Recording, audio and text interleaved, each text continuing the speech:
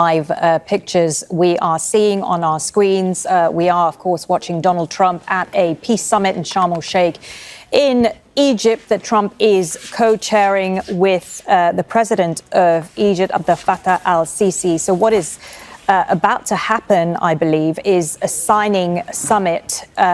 So it's a signing of the peace agreement that has been declared in the last few days. I believe Donald Trump is about to speak now. Let's have a listen. Of countries in terms of wealth and power, maybe ever assembled, and it's just an honor to be a part of it.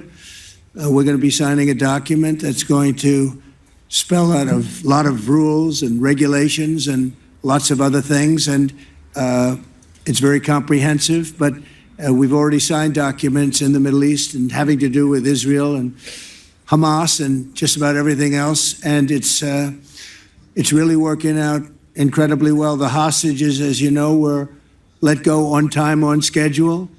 The very sad situation of bodies, which was always a sad situation, and they're being sought out, and they're working with many different people, finding some were brought in and some were not. And they're working out to find out where those bodies are. It's hard to believe that you even have to say something like that. It's so sad. It's so sad. But what's not sad is that we have finally, after, I guess they say 3,000 years, I've heard from 3,000 years to 500 years, but whatever it is, it's a lot. But this was the one, this was the granddaddy of them all. And frankly, I thought this was probably going to be the toughest, and maybe in many ways it was, but we had a lot of good talent. Steve Witkoff, Jared, and Marco, and Pete, and General Kane was so great. John Ratcliffe was incredible. We had an amazing array of talent, and we were helped by, in particular, the countries represented at this table. I will say, Tamim, you were fantastic, and your country is unbelievable, and I don't think they give you a fair shake. They talk about you as though you're not a nice person, and you happen to be a nice person. You happen to live in a little tough neighborhood. You're surrounded by everybody. And without you, this wouldn't have happened. And I just want to thank you very much. That's Qatar. And thank you. He's a great gentleman, and he's an amazing leader. And another man who's been a friend of mine for a long time. I don't know what it is. I like the tough people better than I like the soft, easy ones. I don't know what the hell that is. It's a personality problem, I suspect. But this gentleman from a place called Turkey has one of the most powerful armies actually in the world. It's much more powerful than he even lets known. If you look at some of the recent conflicts, he was at the top of them, and he was winning them, and he did win them. And he doesn't want any credits. He doesn't want anything. He just wants to be left alone. He's a tough cookie, but he's been my friend. And every time I've ever needed him, he's been there for me. So I just want to thank President Erdogan, Turkey, great guy. When NATO has a problem with him, because he is difficult, they call me. They said, would you do me a favor? Could you speak to Erdogan? And I do, and he never fails us, right, General? He never fails. He's amazing. So I just want to thank you for the friendship. It's great. Thank you very much.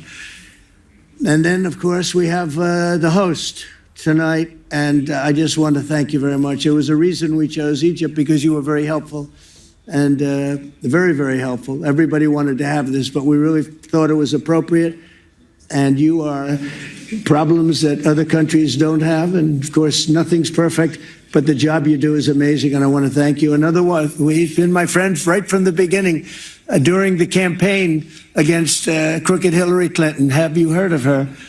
We were both downstairs waiting to go up to meet this gentleman who has a place called Egypt, the oldest civilization. They say 6,000 years. China's 5,000 years, but you're actually number one, 6,000 years. Can you believe it? But the oldest, they say, civilization. But so I went up to meet him first, and we liked each other so much that she waited for about an hour and a half. And I think your meeting lasted about 2 minutes with her. So I always remembered that. But that was our first meeting. We had great chemistry together. And he's a fantastic man and a fantastic general, by the way. But he's a great president. And I want to thank Egypt and all of your representatives for treating us all so well. Thank you very much.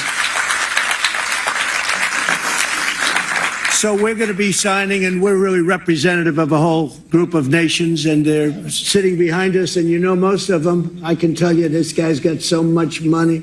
They all have so much money. There's more money and power sitting behind us. I love that they're behind us.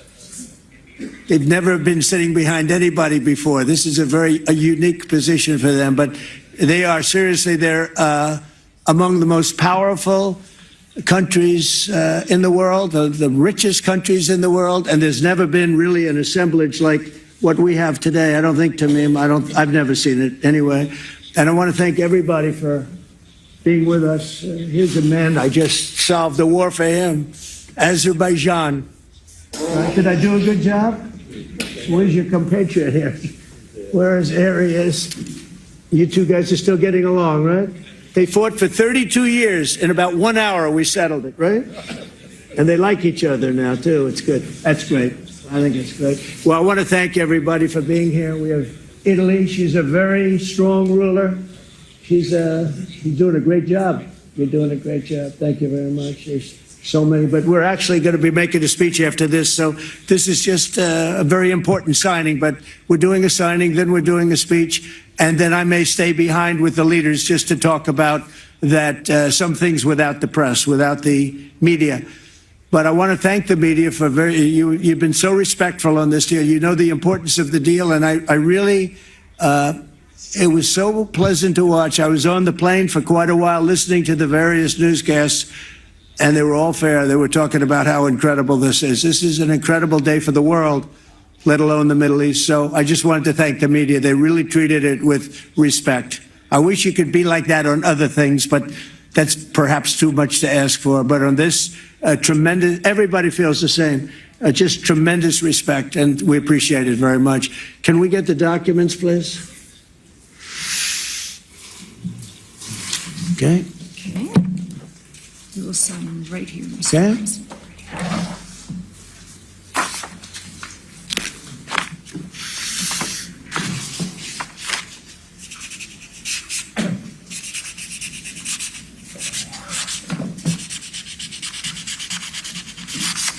Okay. Seal document. Here's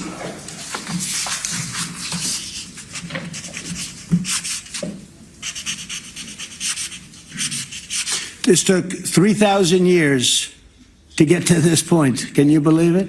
And it's going to hold up, too. It's going to hold up. Okay, thank you. You can use my pen if you want. Have a pen? Want to use mine? Okay. Okay.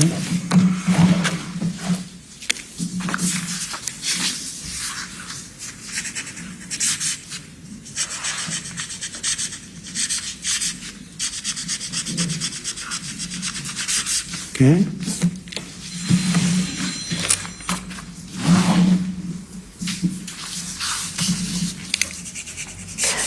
Okay, if you're just joining us, we're just watching the US President Donald Trump in Sharm el-Sheikh in Egypt. He is, as we speak, signing essentially the Gaza peace deal. Let's cross to Mohammed Jamjoon, who is also listening in and watching live from Sharm el-Sheikh. So what do we make of what we are seeing here, Mohammed? Talk us through the pictures that we are seeing.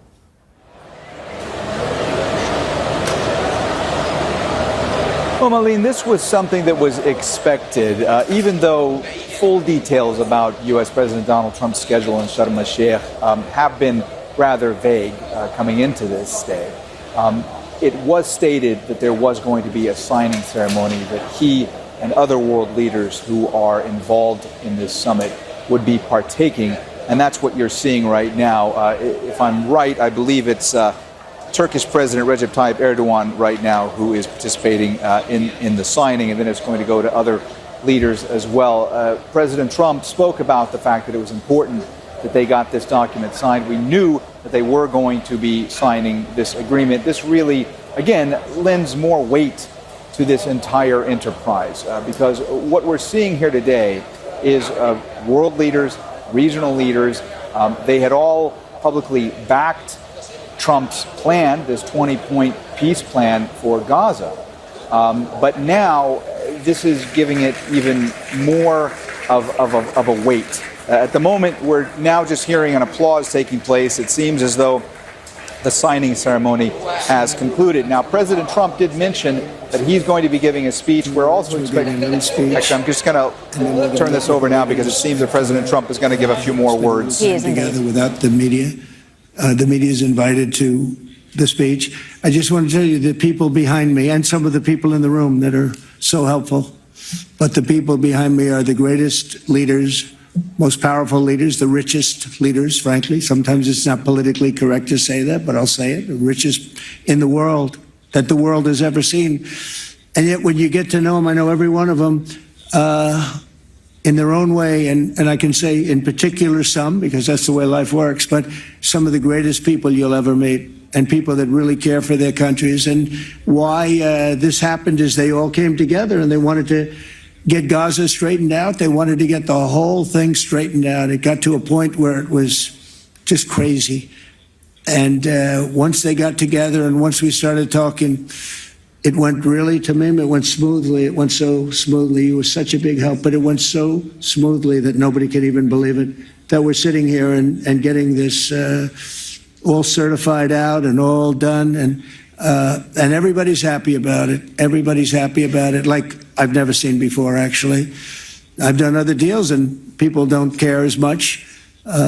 Big deals, I think they're big deals, but this is something that's taken off like a rocket ship. And it did from the beginning, and I've heard for years, this is the biggest deal, it'll never happen. For years, long before I ran for office, that this is the Middle East. It's the biggest, most complicated deal. And also, it's the place that could lead to tremendous problems like World War III. They always talk about World War III would start in the Middle East. And that's not going to happen. We don't want it to start anywhere, actually, but it's not going to happen. So I just want to thank everybody, and I'll see you in a little while. And in particular, thank you all. Thank you, Tamim. Mr. General, thank you very much. Thank you very much. Great job. Great job. Thank you very much, everybody. Thank you. Okay.